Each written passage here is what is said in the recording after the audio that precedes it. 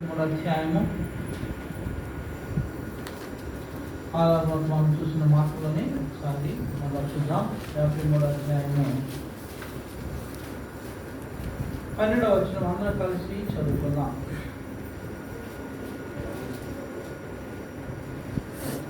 11, 12 అందరం కలిసి చదువుకుందాం. 615వ పేజీ పాత నిబంధన గ్రంథంలో యెషయా గ్రంథము 53వ అధ్యాయము 11, 12 అందరం కలిసి చదువుకుందాం. అతడు తనకు కలిగిన వ్యాధిని చూసి తృప్తి నందును, నా సేవకుడు జనుల శిక్షను భరించును, తనకున్న అనుభవ జ్ఞానం చేత అనేక నిర్దోషులుగా చేయును. కావున గొప్పవారి చిన్నని పాల్పంచెదను, జనులతో కలిసి అతడు కొలసము వాదించుకొను. యాయనగా మరణమున్నట్టు అతడు ప్రాణము దారపోసెను. అతిక్రమము చేయగల ఎంతటి వాడైనా అనేకుల పాపములను భరించుచు వారిని విజ్ఞాపన చేసెను. చూడండి, ఇక్కడ 11వ వచనంలో నా సేవకుడు జనుల దోషులను భరించి తనకున్న అనుభవ జ్ఞానము చేత అనేకులను నిర్దోషులుగా చేశాడు. అంతేకాకుండా ఇక్కడ మనం గమనించిన 12వ వచనంలో యాలయనగా మరణమునందునట్లు అతడు తన ప్రాణమును దారపోసెను. అంతేకాకుండా అతిక్రమము చేయవారిలో ఎంచబడిన వాడైను, అనేకుల పాపములను భరించుచు తిరుగుబాటు చేసిన వారి గురించిన విజ్ఞాపన. ఇంకా మన జీవితాల్లో తిరుగుబాటు స్వభావం ఉందేమో ఒకసారి మనం పరీక్షించుకుందాం. దేవుడు మనతో మాట్లాడడానికి నచ్చిన ప్రార్థన చేసుకుని ప్రభు యొక్క వాక్యాన్ని మనం ధ్యానించుకుందాం.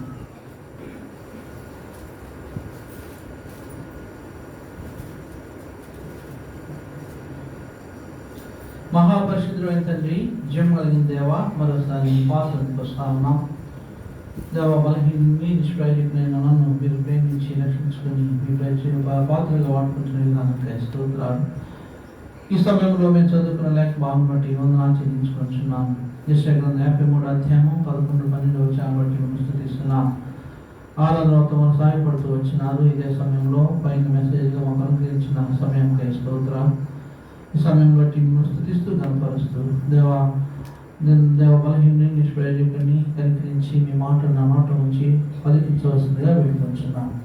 తద్వారా మేము దేవ మీ మాటల ద్వారా ప్రోత్సహింపబడిన వారు మా ఈ లోకంలో దేవ నిజమైన క్రైస్తవులుగా చలామణి అవటానికి కావాల్సిన కృప దయచేయండి. మీ సహాయం దయచేయండి. మీరే మహిమ ఘనత ప్రభావాలు పొందవలసిందిగా వేడుకోవచ్చు. యేసుక్రీస్తు వారి అతి శ్రేష్టమైన నామంలో స్తుతించి ప్రార్థించి వేడుకొచ్చున్నాం తండ్రి, ఆమేన్.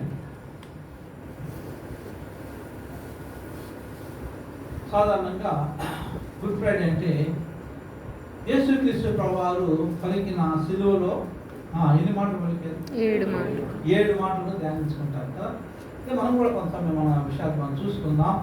అనేకమైన మాటలు పలికారు, కానీ ఉపయోగకరమైనవి ఎన్నో 7 రికార్డ్ చేశారు. సాధారణంగా ఎవరైనా చనిపోయారంటే ఎస్పెషల్గా ఆత్మహత్య చేసుకున్న వ్యక్తి లాస్ట్ ఏ మాట మాట్లాడాడో దాన్ని ఏమంటారంటే వాంగ్మూలం. వాంగ్మూలం ఎందుకు? అతను ఏం మాట్లాడాడు, దేని వలన చనిపోయాడు. లేకపోతే కొంతమంది సూసైడ్ నోట్ రాస్తారు, ఎందుకు ఎవరి వాళ్ళని చనిపోయిన తర్వాత వాళ్ళకి మీద శిక్ష వేయడానికి.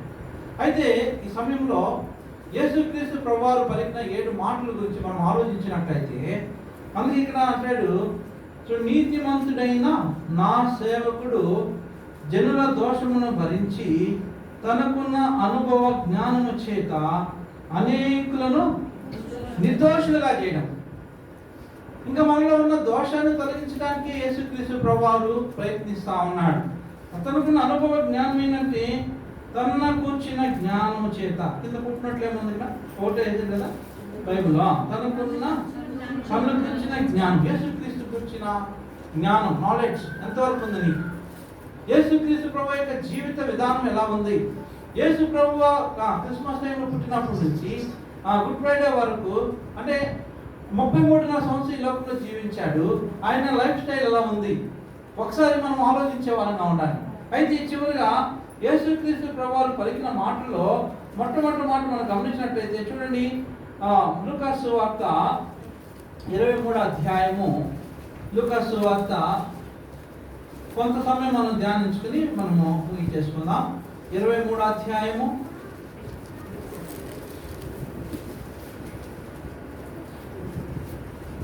34వ వచనం చూడండి. మొట్టమొదటి మాట యేసుక్రీస్తు ప్రభువారు పలికిన మాటగా రికార్డ్ చేస్తూ వచ్చారు.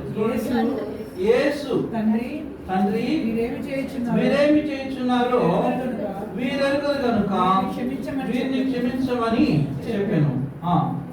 వారు ఆయన వస్త్రములు పంచుకొనుటకై చీట్లు వేసిరి. చూడండి, ఇక్కడ మొట్టమొదటిగా యేసుక్రీస్తు ప్రభువారు ఆయన ఆ యొక్క లాస్ట్ సప్పర్ అంటే ఆ గురువారం రాత్రి యేసుక్రీస్తు ప్రభువారు అందరూ కలిసి భోజనం చేశారు. తర్వాత వాళ్ళు ఎక్కడికి వెళ్ళారు?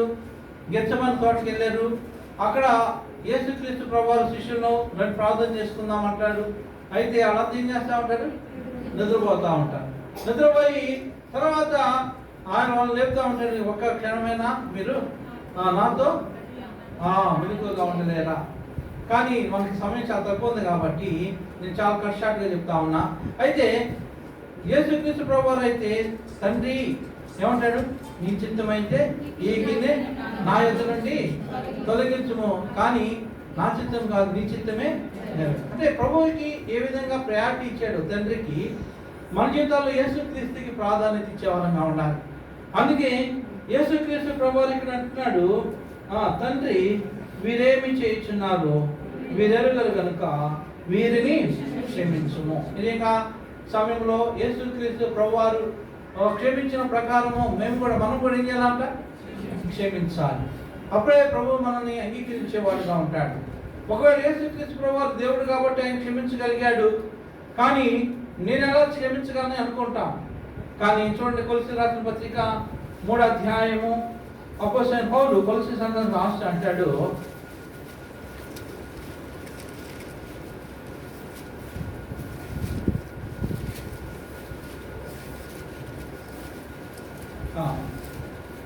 మొదటి వచనం నుంచి గమనించినట్లయితే మీరు క్రీస్తుతో కూడా లేపబడిన వారైతే పైనున్న వాటిని వెదకుడి. అక్కడ క్రీస్తు దేవుని కుడి పార్శ్వమున కూర్చుని ఉన్నాడు. యేసుక్రీస్తు ప్రభువుని రక్షకుడిగా అంగీకరించాడు. మనల్ని ఆ రక్షణగా అంగీకరించాము, అందుకని ప్రభువుని ఆరాధిస్తాము. అందుకే అంటే ఇక్కడ మీరు క్రీస్తుతో కూడా లేపబడిన వారు. ఎవరైతే రక్షించబడిన వారు ఉంటున్నారో వారు లోక రీతిగా చనిపోయారు, ప్రభువులో బతికినారు. అందుకే బాప్తిస్మ సాక్ష్యం కలిగిన వారు ఉంటున్నాం. అందుకే అదేగా మా బాప్తిస్మ అంటే ఏంటి? ఈ లోక రీతిగా మనము చనిపోయాము, తర్వాత ఆ యొక్క నీళ్ళలో ముంచుతారు, లేపుతారు, అంటే సమాధి చేయబడ్డాం, తిరిగి లేచారు. అందుకని అంటే ఇక్కడ మీరు క్రీస్తుతో కూడా లేపబడిన వారైతే పైనున్న వాటిని వెదుకుడి. అందుకే యేసుక్రీస్తు ప్రభువారి యొక్క మొట్టమొదటి మాట ఏమన్నాడంటే, తండ్రి మీరేం చేయుచున్నారు వీరెరుగరు కనుక వీరిని క్షమించమన్నాడు. చూడండి, లోకంలో ఎంతో మంది రకరకాల ప్రజలు ఉంటారు. చూడండి, మత్తయి సువార్త 5వ అధ్యాయము 44వ వచనం గమనించినట్లయితే యేసుక్రీస్తు ప్రభువారు కొండ మీద ప్రసంగం అంటారు. 5వ అధ్యాయము ఆయన మాట్లాడుతూ ఈ విషయాన్ని ఇస్తారు. చూడండి, 44వ వచనం 5వ అధ్యాయంలో, నేను మీతో చెప్పినది ఏమనగా మీరు పరలోకమందున్న మీ తండ్రికి కుమారులైనట్లు మీ శత్రువులను ప్రేమించుడి, మిమ్మల్ని హింసించే వారి కొరకు ప్రార్థన చేయుడి. చూడండి, ఇక్కడ మొట్టమొదటిగా తండ్రి మీరేం చేస్తున్నారు వీరెరుగరు కనుక వీరిని క్షమించమన్న యేసుక్రీస్తు ప్రభువారు అంతకన్నా మునిపే వాళ్ళతో బోధిస్తున్న టైంలోని ఆయన చెప్తా ఉన్నాడు, మీ శత్రువులను మీరు ప్రేమించండి, మిమ్మల్ని హింసించే వారి కొరకు ప్రార్థన చేయండి. మిమ్మల్ని ఎవరైతే హింసిస్తున్నారో వారిని ప్రతి హింస చేయొద్దు, వారి కొరకు నాకు మొరపెట్టండి అంటున్నాడు. అందుకే ఇమే 33:3 అందరు చేసిన మాట, నాకు మొరపెట్టుము నేను నీకు ఉత్తరమిస్తా అంటాడు. అది వేరు. చూడండి, చదువు 33:3 ఇర్మియా, నాకు మొరపెట్టుము నేను నీకు ఉత్తరం ఇచ్చేదను. అందుకని యేసుక్రీస్తు ప్రభువారు అదే అంటున్నాడు. ఒకవేళ మన స్వభావం అది కాదు, క్షమించే స్వభావం కాదు, భరించే స్వభావం కాదు, వెంటనే రియాక్ట్ అయిపోయేవాళ్ళని ఉంటాం. కానీ యేసుక్రీస్తు ప్రభువారు మనకు ప్రార్థన నేర్పిస్తా ఉన్నాడు. అందుకే తండ్రి వీరేం చేస్తున్నారు, వీరెరుగరు కనుక వీరిని క్షమించుము అంటాడు. చూడండి అపోస్తల కార్యము 7వ అధ్యాయంలో అపోస్తలుడైన పౌలు, ఆయన యేసుక్రీస్తు ప్రభువారు కాబట్టి, ఆయన క్షమించగలిగే దేవుడు కాబట్టి, చూడండి ఈ యొక్క అపోస్తల కార్యము 7వ అధ్యాయంలో మనం గమనించినట్లయితే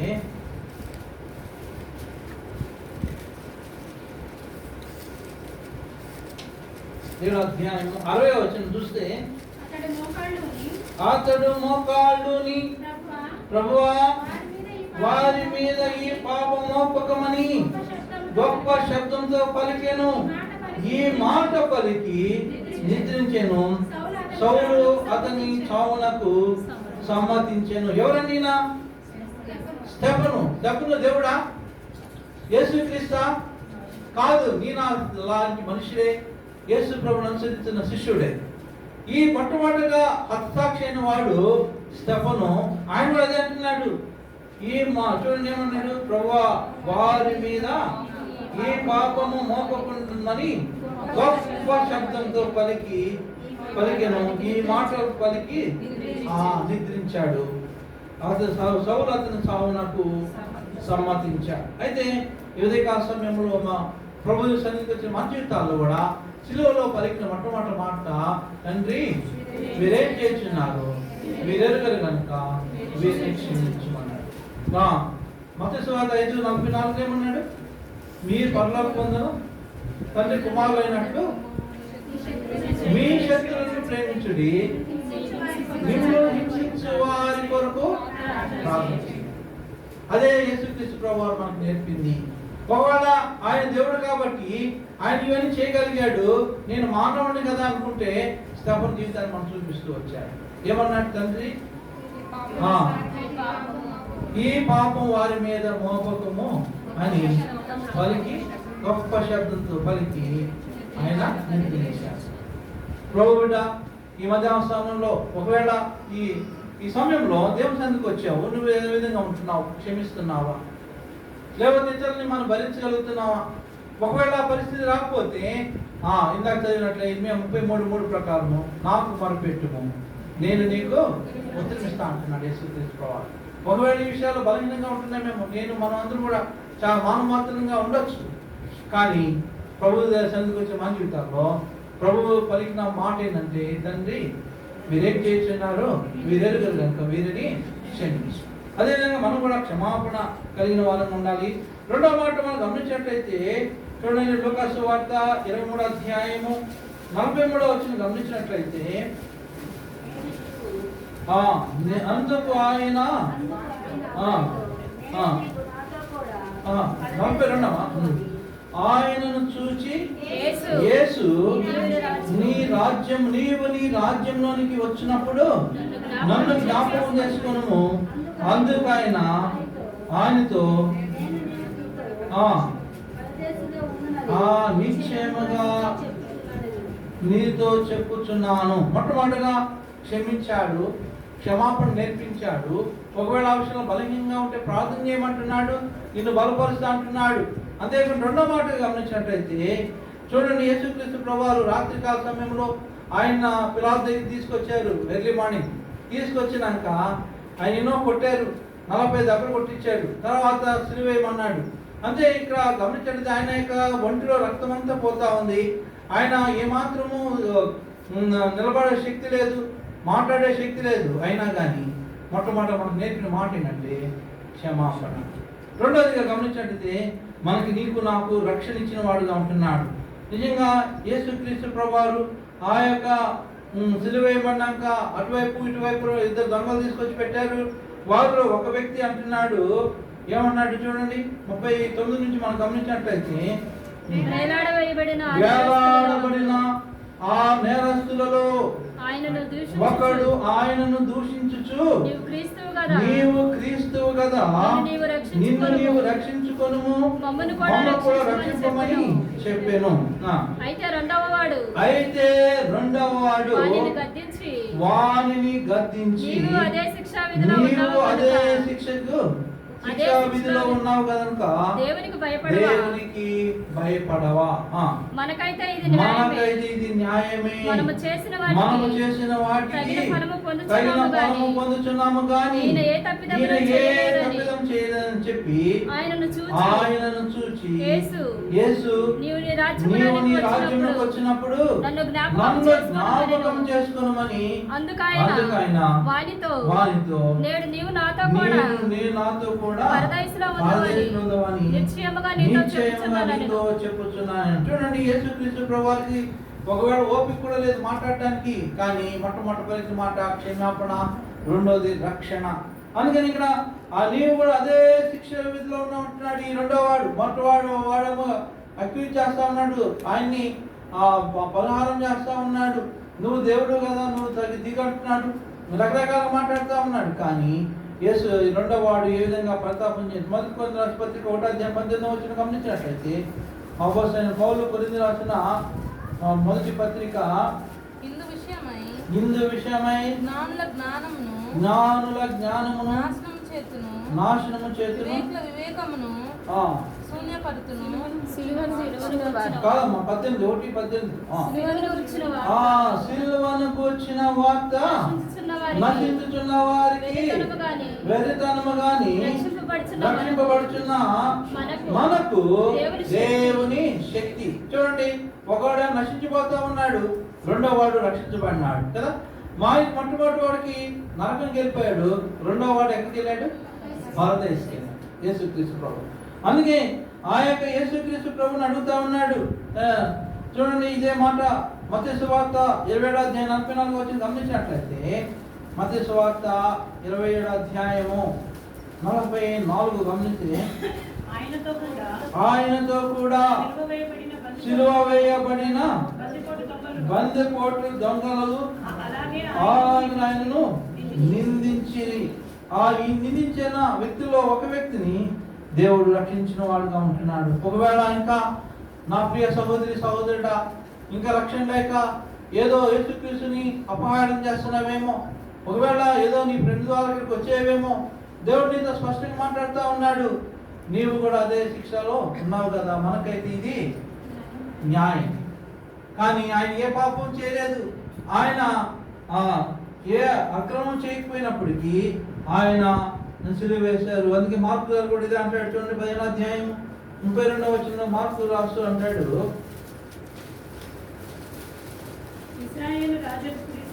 ఇశ్రాయేలు రాజు క్రీస్తు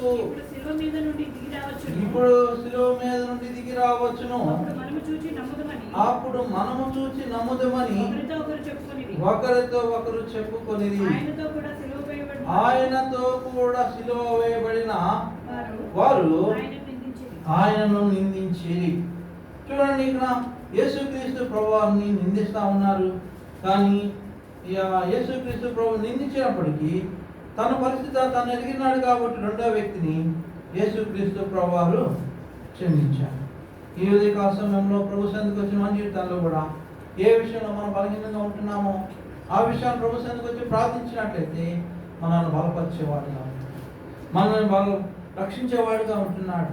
అందుకే నిశ్చయంగా నేడు నీవు నాతో పరదేశంలో ఉంటాను, నేడు నీవు నాతో కూడా పరదేశంలో ఉందని నిశ్చయముగా మీతో చెప్పుచున్నాను అంటున్నాడు.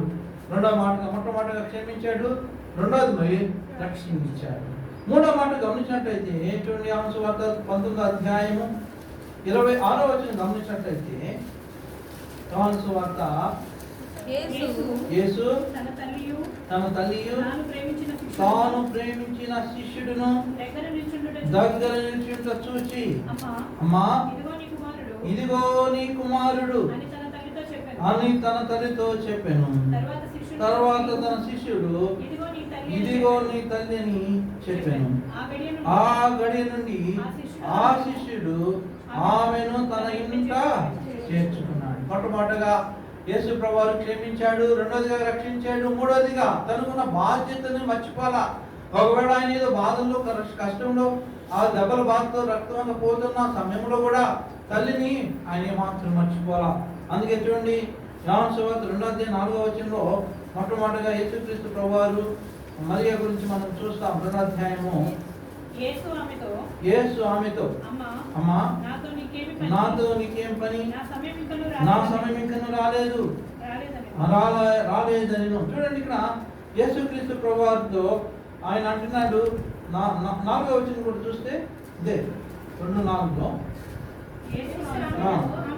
అమ్మా నాతో నీకేమి పని, నా సమయం ఇంకను రాలేదని. చూడండి, మొట్టమొదటిగా తల్లి ఆ యొక్క కుమారుడిని ఎక్కడ తీసుకెళ్ళిందంట? పెళ్లి తీసుకెళ్ళింది. ఈ పిల్లలు పెళ్లి తీసుకెళ్తున్నారా ఏమ్మా? ఈ తల్లి కూడా తీసుకెళ్ళింది అలాగే యేసుక్రీస్తు ప్రభుని. కానీ ఆ పెళ్లిలో ఏమైందంట? ద్రాక్షారసం లేదు. ఆ యొక్క కొరత ఆ యొక్క స్త్రీ గమనిస్తూ వచ్చింది. గమనించి ఈయన దేవుడు కదా, ఈయన ఎన్నో ప్రవచనం ద్వారా నాకు పుట్టించాడు కాబట్టి దేవుడు, కాబట్టి ఈయన గొప్పతనం. మొట్టమొదట యేసుక్రీస్తు ప్రభువారు చేసినటువంటి ఆ యొక్క అద్భుతమైన కార్యం ఏంటంటే ఆ యొక్క నీతిని ద్రాక్షారసం మార్చడం. అదే అందుకని యేసుక్రీస్తు ప్రభువారు అంటున్నాడు అని, ఆయన తల్లి పరిచారకులను చూసి ఆయన మీతో చెప్పినది చేయడు. అంటే దీన్ని చేయగలడు అంటే తన కుమారుడైన యేసుక్రీస్తు ప్రభు గొప్పవాడే, ఈ పని చేయగలడు, ఇక్కడ ఉన్న కొరత తీర్చగలడు అని విశ్వసించింది. నా ప్రియ సహోదరి సహోదరుడా, యేసు ప్రభుని విశ్వసిస్తున్నావా? నువ్వు యేసు ప్రభు నీ యొక్క కొరత తీర్చగలుగుతున్నాడా? నీ యొక్క పరిస్థితి ఏంటో నువ్వు గమనించగలుగుతున్నావా? అలాంటి గొప్పగా గుర్తించింది కాబట్టి ఆమె యేసుక్రీస్తు ప్రభువారు తను కూడా తన యొక్క బాధ్యతను విస్మరించట్లా. అందుకని యేసుక్రీస్తు ప్రభువారు తన బాధ్యతను ఎవరికి అప్పగించాడంటే తన శిష్యుడైన యోహానుకి అప్పగించిన వాడు. నిజంగా మనము ఈ లోకంలో జీవిస్తా ఉన్నాం. ఎంతో మనకి తల్లిదండ్రులు దేవుడు ఇచ్చిన వాడుగా ఉంటున్నాడు. కానీ మన బాధ్యతల విషయంలో మనం ఎలా ఉంటున్నాం? యేసుక్రీస్తు ప్రభువారు మనం నేర్పిస్తా ఉన్నాడు. చూడండి, యోహాను సువార్త 13వ అధ్యాయంలో, యోహాను సువార్త 13వ అధ్యాయము 2వ వచనం గమనించినట్లయితే, వారు భోజనము చేయుచుండగా ఆయన అప్పగింపవలనని సీమోను కుమారుడగు ఇస్కరియోతు యూదా హృదయంలో అపవాది ఆ ముందు ఆలోచన పుట్టించను గనుక తండ్రి తనకి అప్పగించిన నీవు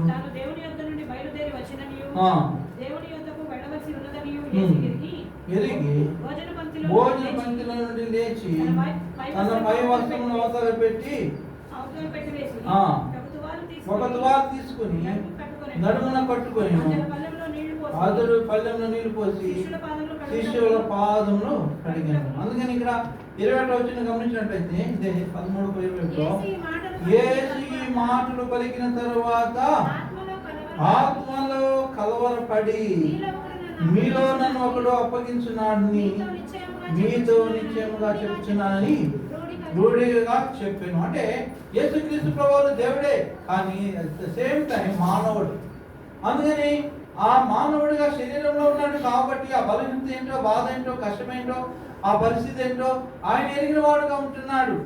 అందుకే ఆ తల్లి ఒకవేళ నేను చనిపోయినాక ఒకవేళ నా కొరకు ఎన్నో అవమానాలు పొందింది, ఆమె వివాహము అవ్వకముందే నన్ను కన్యగా ఆమె గర్భమును పెట్టుకుంది, నా గురించి ఇంత బాధ అనుభవించింది, అవమానాన్ని నిర్లక్ష్య పెట్టింది కాబట్టి ఆమెకు నేనేం చేయగలను? అందుకే తన ప్రియుడైన శిష్యుడిగైన యోహానుకి ఆ తల్లి యొక్క బాధ్యతను అప్పగిస్తామన్నాడు. మొట్టమొదటిగా ఆయన మొట్టమొదటిగా క్షమించమన్నాడు, రెండోది రక్షణ ఇచ్చాడు, మూడోది మనకున్న బాధ్యతను మనం గుర్తెరిగి ప్రభు వలె మనం కూడా చేసే వాళ్ళంగా ఉండాలి. నాలుగోదిగా గమనించినట్లయితే చూడండి, నాలుగోదిగా మార్కు సువార్త 15వ అధ్యాయము 34వ వచనం గమనించినట్లయితే 3 గంటలకు యేసు ఏలోయి ఏలోయి ఏలోయి లామా సబక్తని బిగ్గరగా కేక వేసెను. ఆ మాటకు నా దేవా నన్నెందుకు చేయి విడిచితివని అర్థము. చూడండి, మొట్టమొదటిగా క్షమించాడు, రెండోదిగా రక్షించాడు, మూడోదిగా తన బాధ్యతను నెరవేర్చినాడు, యోహానుకు ఆ యొక్క బాధ్యతను అప్పగించాడు, యోహాను కూడా ఆ తల్లిని చేర్చుకున్నట్టుగా మనం చూస్తా ఉన్నాం. 4వదిగా గమనించినట్లయితే 3 గంటలకు యేసు ఎలోయి ఎలోయి లామా సబక్తని కేకలు వేసి ఆ మాటకు నా దేవా నన్నెందుకు చేయి విడిచినావు.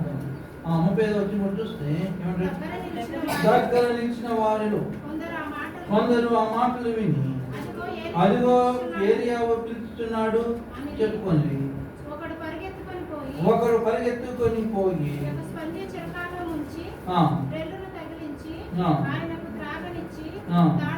తాళుడి ఏలియా వీని దింపొచ్చునేమో చూద్దామనేమో. చూడండి, ఇక్కడ ఏలి సబాక్త అంటే ఆ యొక్క మనం గమనించినట్టయితే పాత నిబంధన గ్రంథం వచ్చి హిబ్రూలో రాయబడింది, కొత్త నిబంధన వచ్చి గ్రీకులో రాయబడింది. ఇవి ఏలి అన్నవి హిబ్రూ మాటలు. వాళ్ళకి గ్రీకులో ఉన్న వాళ్ళకి అర్థం కాక ఏలియా అనుకుంటున్నారు.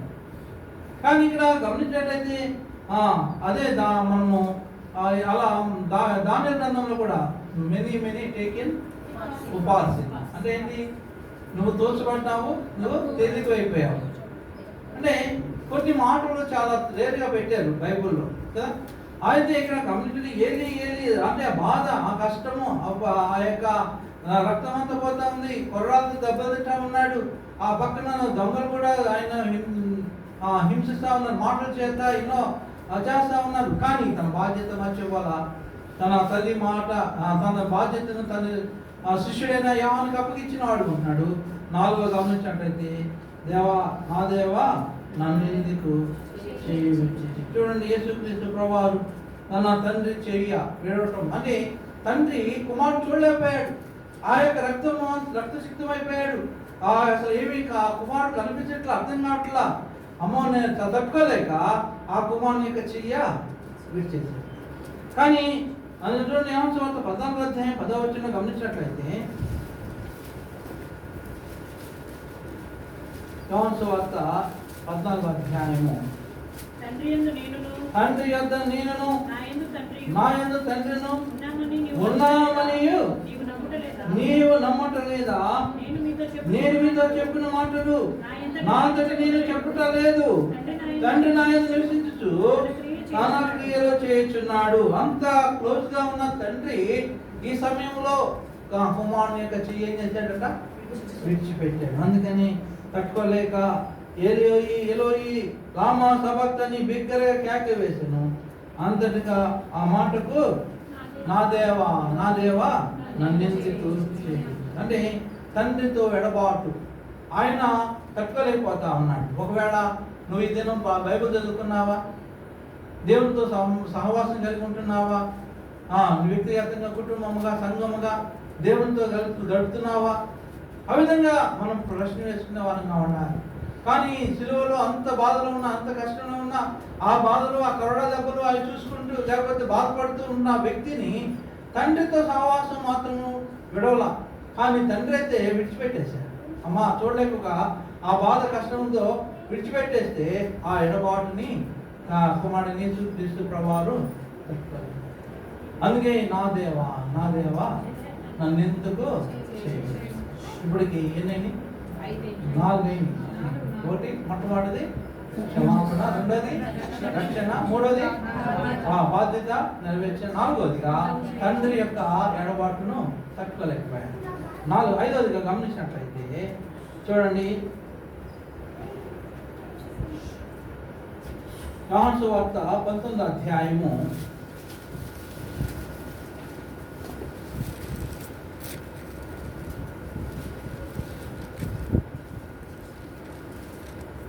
28వ వచనం గమనించినట్లయితే అటు తరువాత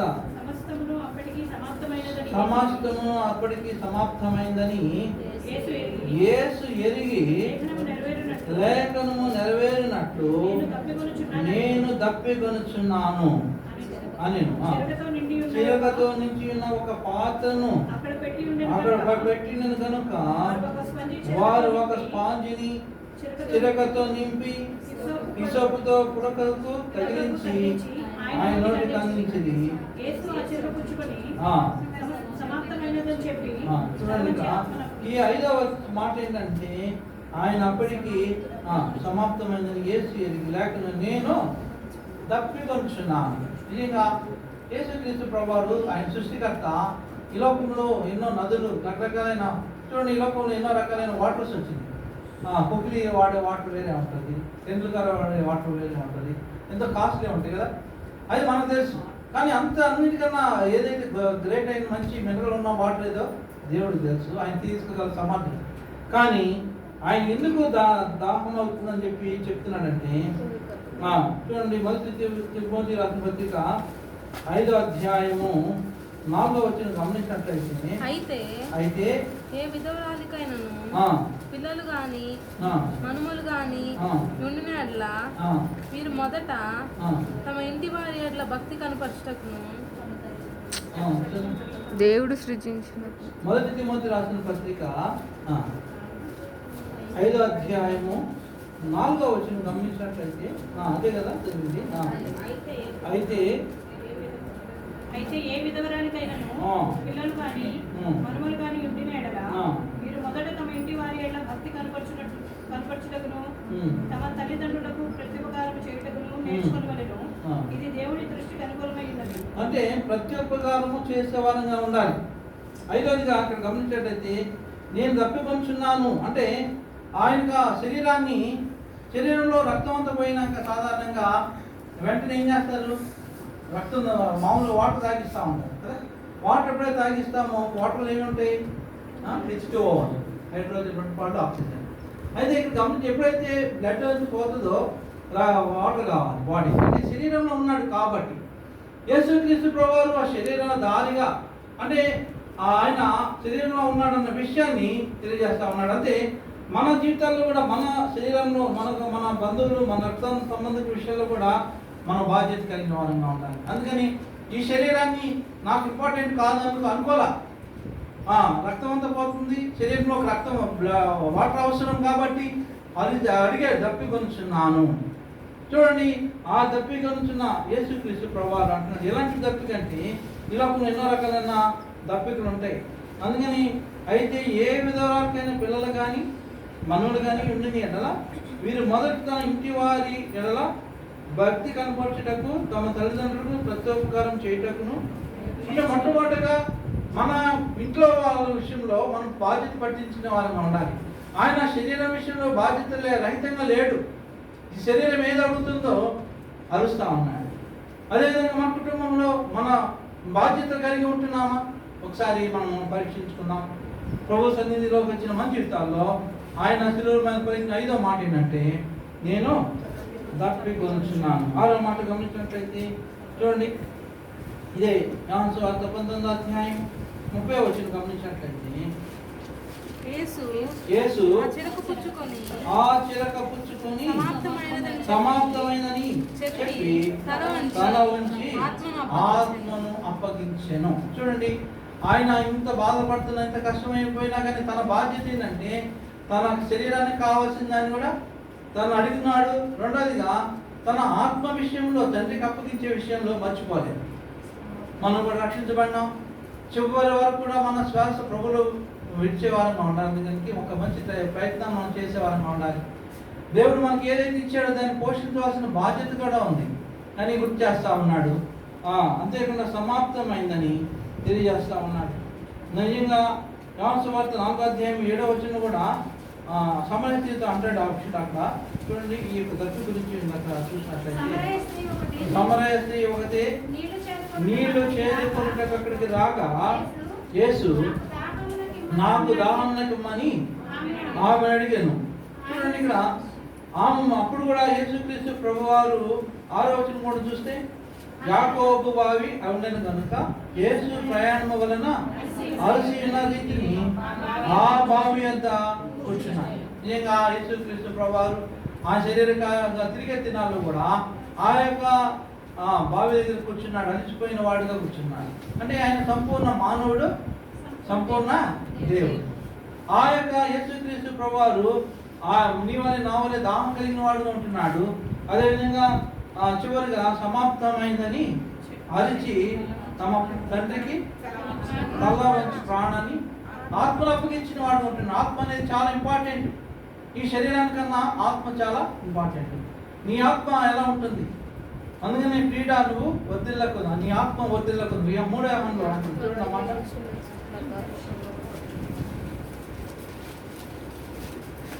3వ యోహానులో క్రీడ నీ ఆత్మ వర్ధిల్లుచున్న కలది నీ ప్రకారము నీవు అన్ని విషయములలో వర్తిల్లుచు సౌఖ్యంగా ఉండుమని ప్రార్థించుచున్నాను. చూడండి, మన ఆత్మ వర్తిల్లాలి. ఆత్మ తండ్రికి అప్పగించాడు. మనం కూడా మన ఆత్మీయంగా ఏ విధంగా ఉంటున్నాం? శరీర ఇచ్చలను, శరీర కోరికలు తీర్చుకుంటున్నామా, లేదా ఆత్మానుసారంగా నడుచుకుంటున్నామా? అందుకని అంటాడు ఒకట, ఆత్మానుసారంగా నడుచుకోండి, మీరు అప్పుడు శరీర ఇచ్చలను నెరవేర్చరు. ఒకవేళ నీ శరీరము వ్యతిరేకంగా ఉంటుందేమో, ఆత్మానుసారంగా ఏ విధంగా నడుచుకోవాలో ప్రభుని అడిగినట్లయితే ఆయన పరిశుద్ధాత్మ దేవుడు మనకి సహాయం చేసేవాడుగా ఉన్నాడు. ఆయన సన్నిధిలో ప్రార్థన చేసేవాళ్ళని ఉన్నాడు. ప్రతిదానికి ప్రార్థనే. చివరిగా 7వ మాట ఏంటంటే, మొట్టమొదట క్షమాపణ కదా, 2వది రక్షణ, 3వది ప్రేమ, బాధ్యత అప్పగించినాడు, 4వదిగా తండ్రి, 5వది ఎడబాటుని తట్టుకోలేపాడు, 6వది తండ్రికి ఆత్మను అప్పగించాడు. 7వదిగా చూద్దాం చివరిగా మార్క్స్ వార్త 15వ అధ్యాయము 37వ వచనం గమనించినట్లయితే, అంతటా యేసు గొప్ప కేక వేసి ప్రాణము విడిచెను. యేసుక్రీస్తు ప్రభువు ప్రాణాన్ని విడిచిన వాడుగా ఉంటున్నాడు. 30లో అప్పుడు దేవాలయపు తెర పైనుండి కింది వరకు 2గా చినిగాను.